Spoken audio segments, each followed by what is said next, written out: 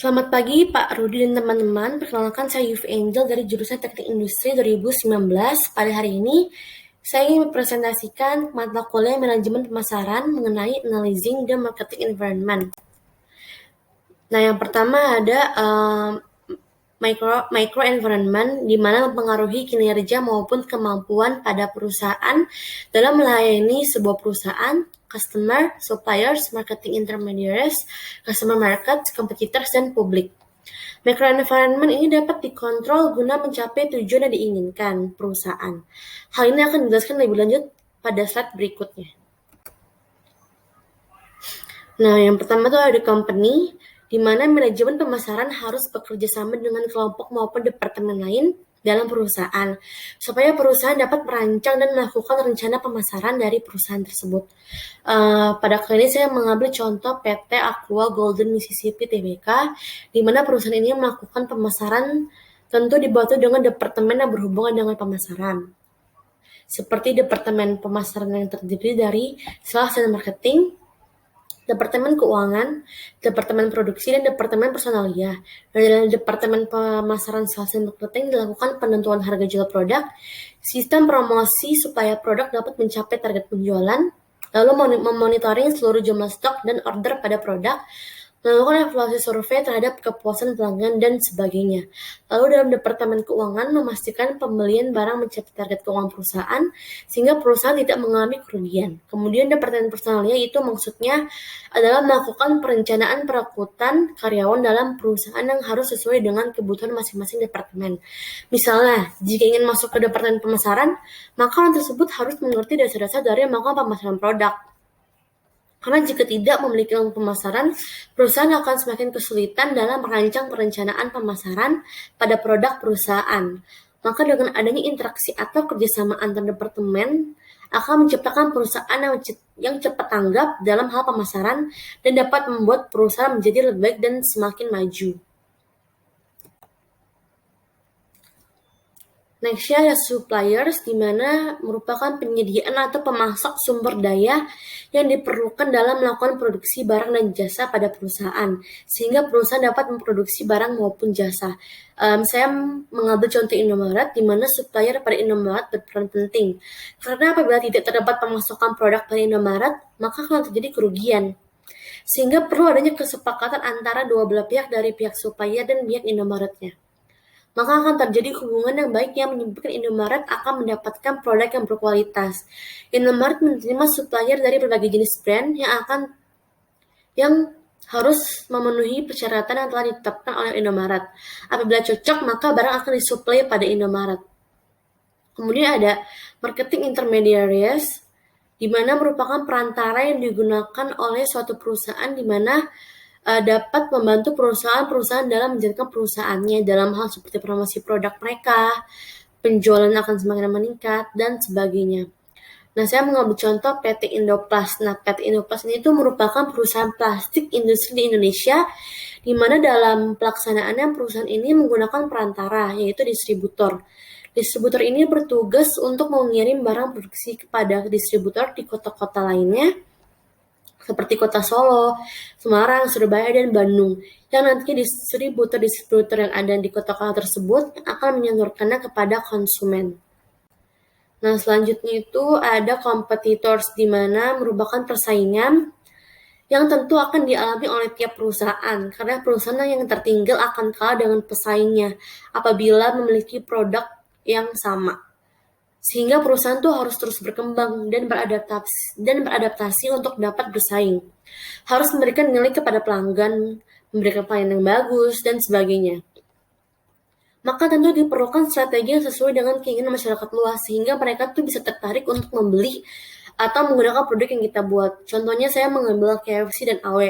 Nah, KFC AW itu merupakan perusahaan yang bekerja di bidang F&B atau food and beverage, yang pasti sudah dikenal oleh masyarakat.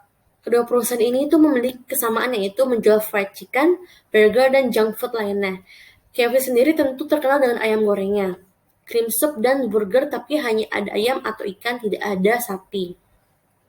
Harga dari KFC juga dapat dibilang sedikit lebih murah dibandingkan dengan AW. Lalu restoran AW memiliki ayam goreng yang berbeda dari KFC, karena AW memiliki ciri khas untuk aromanya dan memiliki minuman yang khas juga, yaitu root beer yang tidak dimiliki oleh KFC. Nah, untuk masalah harga, AOI memiliki harga yang lebih mahal dibandingkan KFC.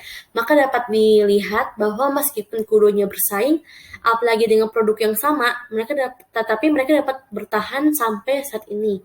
Dikarenakan ciri khasnya masing-masing, dan hal ini juga berbalik lagi dengan selera orang masing-masing. Selanjutnya, ada publik, di mana hal yang berdampak pada kemampuan perusahaan untuk mencapai tujuannya. Nah, ada 7 macam publik, di mana ada masyarakat keuangan, masyarakat media, masyarakat pembela kebajikan umum, masyarakat setempat, masyarakat umum, masyarakat dalam perusahaan. Nah, pada contohnya saya mengambil perusahaan Shopee, di mana perusahaan ini tuh memiliki strategi pemasaran yang sangat pintar, karena Shopee melakukan pemasaran di berbagai media massa. Adapun media digunakan seperti televisi, persentasenya itu 24,5%, iklan di media sosial 21%, dan situs online lainnya 15,1%. Tidak hanya dari media, pemasaran Shopee juga secara tidak langsung dilakukan oleh masyarakat umum dan lainnya. Shopee sendiri bisa cepat terkenal di publik karena target yang ditentukan telah tercapai dari hasil riset yang dilakukan. Makanya tidak heran bahwa e-commerce ini tuh dikenal oleh masyarakat luas. Nah, selanjutnya tuh ada customer, di mana perusahaan yang menyediakan produk kepada pasar sasarannya. Tentu dalam pemasaran itu membutuhkan sosok pelanggan. Nah, pasar sasaran sendiri terdiri dari pasar konsumen, pasar industri, pasar penjual kembali, pasar pemerintah, pasar internasional. Nah, pada kali ini saya mengambil contoh perusahaan sudah muncul yang mulanya tuh hanya industri jambu rumahan yang pasarnya hanya masyarakat setempat pada tahun 1951 ini, yang terletaknya tuh di Semarang. Nah, tetapi ternyata sistem muncul itu menyentuh pasar ASEAN, yaitu Hong Kong, Timur Tengah, Australia, Eropa, bahkan sampai Afrika. Ini membuktikan bahwa Sido Muncul itu telah mencapai pasar internasional, di mana perusahaan ini membawa 250 produk unggulan ke pasar global dan berhasil menjadi brand yang terkenal pada masyarakat global. Nah, selanjutnya terdapat micro environment. Saya mengambil perusahaan PT Hanjaya Mandala Sampurna yang memang termasuk dalam perusahaan terbesar di dunia. Nah, yang pertama ada the demographic environment, di mana membicarakan mengenai sisi demografis dari suatu perusahaan. Nah, contohnya itu pada PT HM Sampurna membagi pasar menjadi beberapa variabel, di antaranya gender, ukuran keluarga, siklus hidup keluarga, pendapatan, pekerjaan, pendidikan, agama, ras, dan kebangsaan. Hal ini tuh dapat mempengaruhi dari sisi demografisnya. Kemudian ada ekonomik yang ini dari empat aspek ini, 4 faktor ini, yaitu inflasi, pendapatan, tabungan dan hutang, perubahan pola pengeluaran konsumen. Nah, contohnya itu pada PT perusahaan HM Sampurna adalah pencetus kategori sigaret kreatek mesin kali rendah di Indonesia dengan produk Sampurna A. Tidak heran bahwa perusahaan ini menjadi perusahaan terbesar di Indonesia. Perusahaan ini diinvestasikan oleh perusahaan PT Philip Morris Indonesia sebesar 92,5% dan masyarakat 7,5%. Dengan demikian, perusahaan ini akan dapat mempertahankan posisinya menjadi perusahaan terbesar dan ternama karena kesuksesan yang didapatnya, di mana konsumen dari produk ini dapat mengalami kecanduan pemakai, sehingga perusahaan juga mendapatkan keuntungan ataupun pendapatan. Nah, selanjutnya ada natural, yaitu perusahaan harus menghindari masalah dalam sumber daya alam, di mana pada perusahaan PT HM Sampurna ini telah menentukan visi yang akan menghasilkan produk berkualitas tinggi dan memberi dampak positif bagi pemangku kepentingan internal dan eksternal, sehingga terjaga dalam hal kekurangan bahan baku, dan perusahaan ini menargetkan pengguna ialah perokok dewasa, karyawan, dan masyarakat luas. Campur tangan pemerintah dalam industri ini ialah menanam tembakau yang dilakukan oleh Perseroan Terbatas Perkebunan Nusantara atau PTPN. Kemudian selanjutnya ada teknologikal, di mana membicarakan mengenai berkembangnya ilmu teknologi yang dialami oleh perusahaan yang berbasis sains dan ilmu pengetahuan. Nah, contohnya itu pada HM Sampurna perusahaan tembakau terkemuka di Indonesia menandatangani nota kesepahaman dengan Kementerian Riset, Teknologi, dan Pendidikan Tinggi dalam rangka kerjasama penguatan inovasi dengan industri dalam bidang riset, teknologi, dan pendidikan tinggi. Penandatanganan nota kesepahaman ini dilakukan oleh Presiden Direktur Sempurna yang menyatakan industri tembakau tengah menuju ke arah pengembangan yang berbasis sains dan ilmu pengetahuan.